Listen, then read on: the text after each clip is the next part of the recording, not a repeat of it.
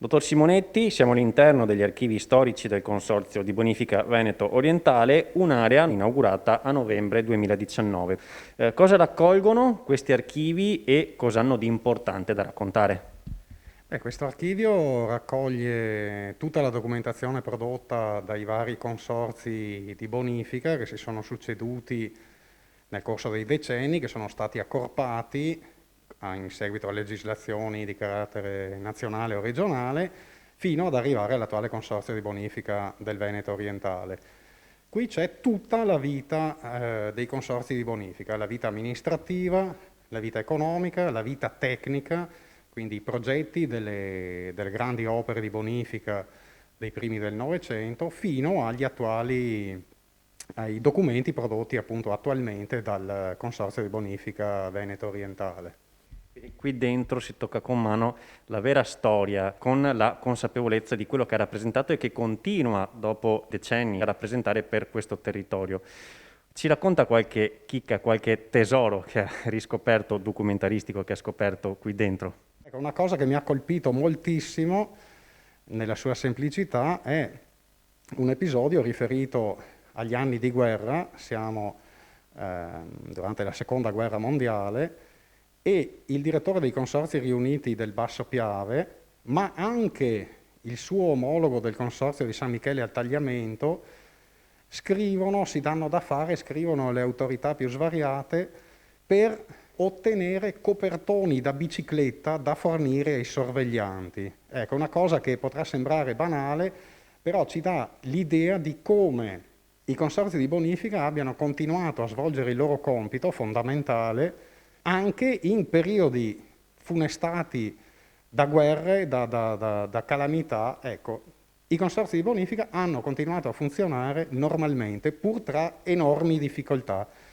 Immaginiamo se era difficile trovare copertoni da bicicletta, sarà stato ancora più difficile trovare nafta per far funzionare gli impianti, metalli che venivano requisiti. Ecco, questa nella sua semplicità e se volete anche banalità è una chicca che ci dà l'idea dell'enorme lavoro che è stato fatto anche in periodi estremamente difficili.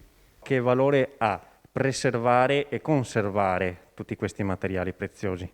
Io parlo da storico di formazione, quindi sono condizionato, come dire, dalla mia formazione, però il valore è quello di preservare la memoria e tramandarla alle future generazioni, in particolare ai giovani che non hanno vissuto, come non l'ho vissuta neanch'io chiaramente, la stagione che io amo definire eroica della bonifica, ma che non l'hanno neanche probabilmente sentita raccontare in famiglia.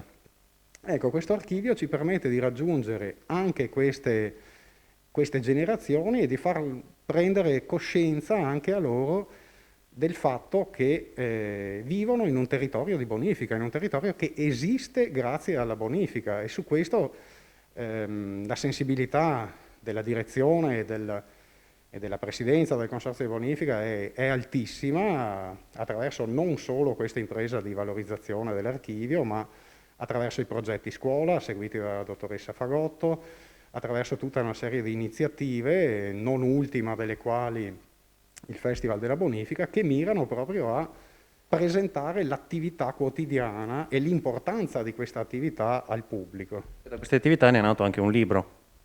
Sì, è uscito proprio in questi giorni il primo volume della collana Terre Volute, che si intitola Archivi 4.0 e Paesaggio, la digitalizzazione del patrimonio culturale.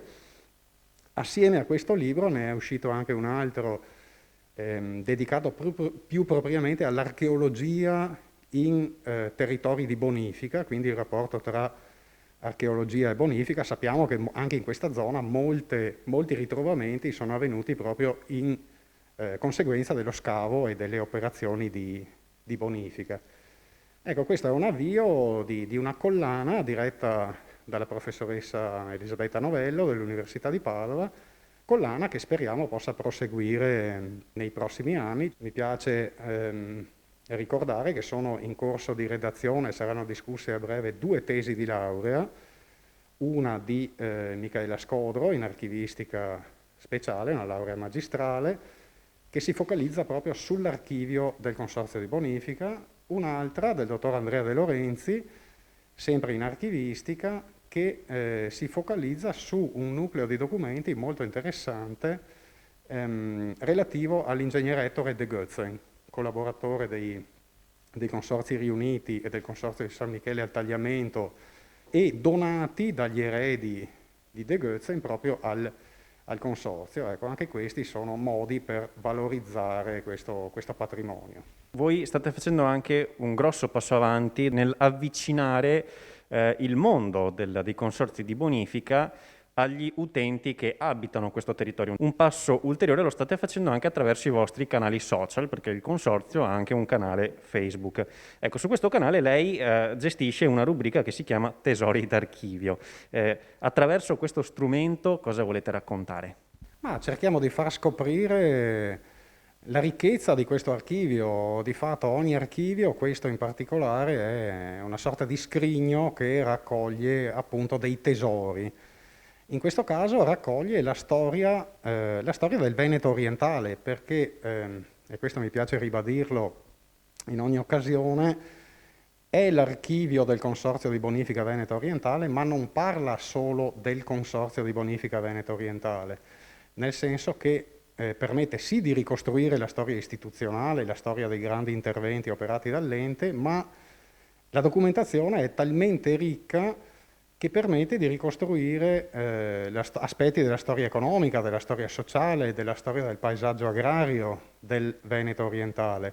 Attraverso tesori d'archivio cerchiamo in forma leggera, quale è quella che si addice ai social, ma rigorosa dal punto di vista storico e dal punto di vista archivistico, di raggiungere un pubblico vasto, di far prendere consapevolezza di cosa è un territorio di bonifica e cos'è e cosa fa oggi un consorzio di bonifica. Questi archivi in epoca non Covid, quindi quando la situazione sanitaria lo permetterà, saranno accessibili al pubblico e come?